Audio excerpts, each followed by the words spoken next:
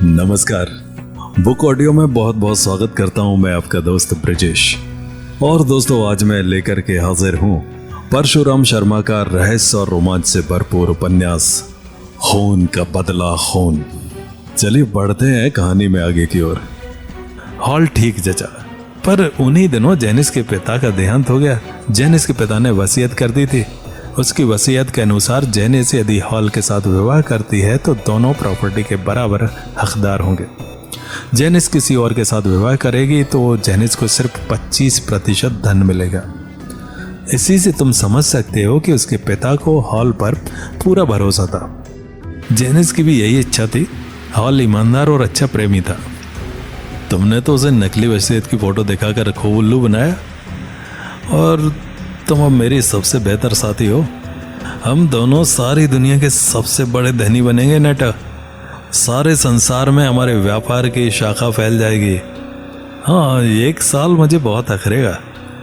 Alvin dear, अब तुमने मेरे दिमाग को माना ना। अब हम कब व्यापारिक पार्टनर बनेंगे? मैंने वकील से बात कर ली है। हम दोनों इस खेल के निपटते ही विवाह कर लेंगे। इससे पहले तुम मेरी बिजनेस पार्टनर बन जाओगे। तुमने सचमुच मेरे व्यापार को संभाला, वरना मैं तो कर्ज में डूब गया था। अच्छा, तुमने मुझे वो टेप कभी नहीं सुनाया। जरा आज हम हॉल की आवाजें तो सुन लें। छोड़ो भी, फिर कभी सुन लेंगे। लेकिन तुमने इसे सुरक्षित तो रखा है ना? वो मेरी सेफ में रखा है। कल यहाँ से हटा दूंगी। मैं उसे किसी लॉकर में रख छोड़ूंगी। ये ठीक रहेगा। मेरा दिमाग चकरा रहा था। कितना बड़ा धोखा हुआ था मेरे साथ।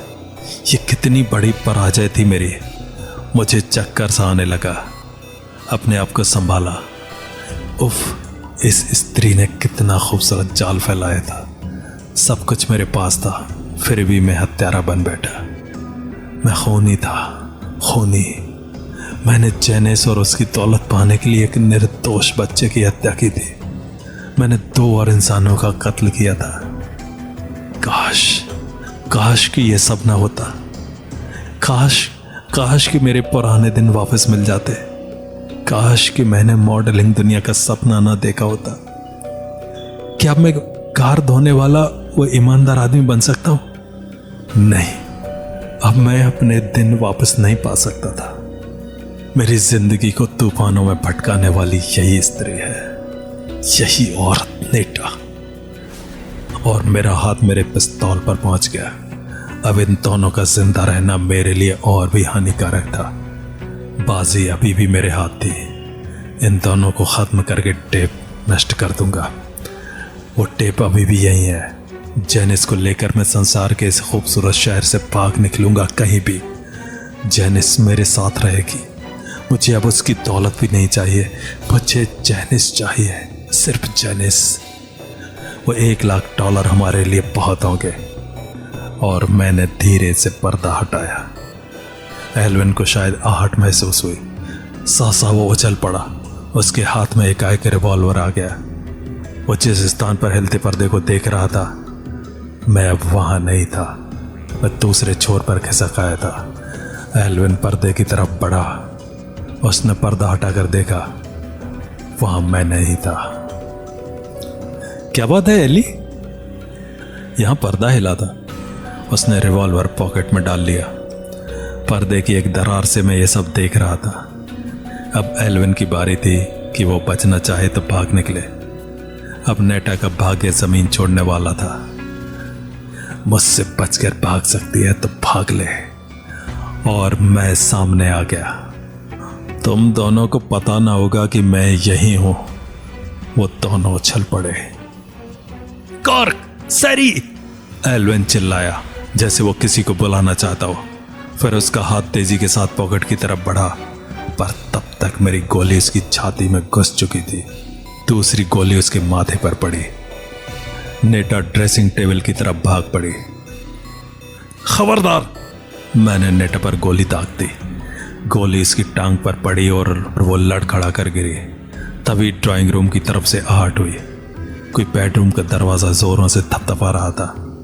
बॉस, सब ठीक तो है? किसी की आवाज सुनाई दी तो इसके नीग्रो अंगरक्षक भी साथ में है, लेकिन दरवाजा अंदर से बंद है। मैं नेटा की तरफ छलांग लगा गया। फिर मैंने उसकी गर्दन दबोच ली। वो अब भी ड्रेसिंग टेबल तक पहुंचने की कोशिश कर रही थी। मैंने उसका मुंह जकड़ लिया ताकि उसकी आवाज ना निकल सके। चलो चलो दरवाजा खोलो, वरना गोली मार दूंगा। लेकिन तब तक दरवाजे पर टक्कर पड़ने लगी थी। दरवाजा भड़ाक से खुला और एक व्यक्ति अंदर लुढ़का। उसके हाथ में रिवॉल्वर चमक रही थी। इससे पहले कि वो कुछ समझ पाता, मैंने चौथी गोली इस पर छोड़ दी। उसके हलक से एक चीख निकली। सहसा बाहर से एक गोली चली। एक क्षण के लिए दूसरा अंगरक्षक नजर आया और मुझे अच्छी प्रकार आभास हो गया था कि उसकी गोली नेटा के पेट पर लगी है। नेटा के कंठ से विचित्र सी आवाज निकली। नेटा को घसीट कर मैं एक टेबल की आड़ में हो गया। नेटा नेटा, मैंने उसे झंझोड़ा। बताओ जेनिस कहाँ है? यह ख्याल अचानक मेरे दिमाग में आया था, क्योंकि मुझे जेनिस का पता नहीं था।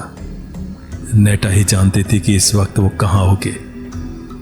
जेनिस इस फ्लैट पर नहीं थी, इसलिए कहीं और होगी। एक गोली और चली।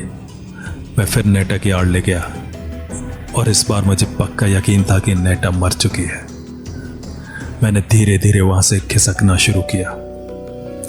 फिर मैं पर्दे की आड़ में रेंगने लगा। मैं एक स्थान पर लेट गया।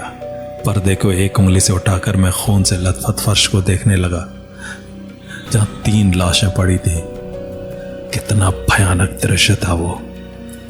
दूसरा बॉडीगार्ड मेरी टोह ले रहा था, पर मैं चुपचाप पड़ा था, किसी उपयुक्त मौके की तलाश।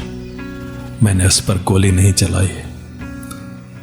आखिर उसने भी गोली चलानी बंद कर दी। फिर मैंने उसका सिर देखा। वो धीरे धीरे सावधानी के साथ अंदर रेंग रहा था। अंदर आते ही वो कपड़ों की अलमारी को आड़ बनाकर खड़ा हो गया। उसके हाथ में रिवॉल्वर था और कमरे की लाशों को घूर रहा था। क्या मालूम वो जेनिस का पता जानता हो, मैंने सोचा, इसलिए उस पर गोली नहीं चलाई। मैं किसी प्रकार उसके हाथ से रिवॉल्वर गिराना चाहता था। उसकी निगाह चारों तरफ का निरीक्षण कर रही थी। मैं धीरे से रेंगा। किसी तरह मुझे उसके पीछे पहुंचना था और फिर मुझे मौका मिल ही गया। मैं अलमारी की दूसरी साइड में आकर खड़ा हो गया था। वो सामने आया, धीरे धीरे दाईं तरफ बढ़ा। उस समय उसका रिवॉल्वर वाला हाथ आगे तना था। रिवॉल्वर वाला हाथ अलमारी की साइड से बाहर आया।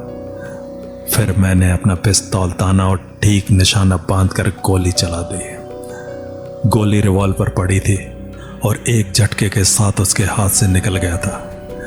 मैं उछलकर सामने आ गया। उसने रिवॉल्वर उठाना चाहा, परंतु मेरा घुटना उसके झुके सिर पर पड़ा और वो चीख कर उल्टा जा गिरा। डोंट मूव, मैंने पिस्तौल उसकी तरफ तानते हुए चेतावनी दी। उसने हाथ उठा लिए। अगर तुम जिंदगी चाहते हो तो तुम्हें बताना पड़ेगा जेनिस कहाँ है। कौन जेनिस? उसने कांपते स्वर में कहा। मैं किसी जेनिस को नहीं जानता। तुमने उस लड़की को नेटा के साथ अवश्य देखा होगा। मैंने जेनिस का हुलिया बताया। अगर तुमने उसके बारे में नहीं बताया तो मैं तुम्हें ही मारने वाला हूं। उसके चेहरे का रंग उड़ गया। बोलो! उसने होठों पर जीभ घुमाई। वो केमिक्स लाइन में है। बॉस का एक आदमी हमेशा उसकी निगरानी करता है। नंबर 752। क्या वो झूठ नहीं? नहीं, सच है। मैं झूठ नहीं बोल रहा। मुझ पर खूनी जुनून सवार था और अब अपने पीछे सबूत को छोड़ना भी हानिकारक था, लिहाजा उससे बचने का कोई चांस नहीं था। और कहानी जारी रहेगी अगले अंक में। तो मिलते हैं अगले अंक में। नमस्कार।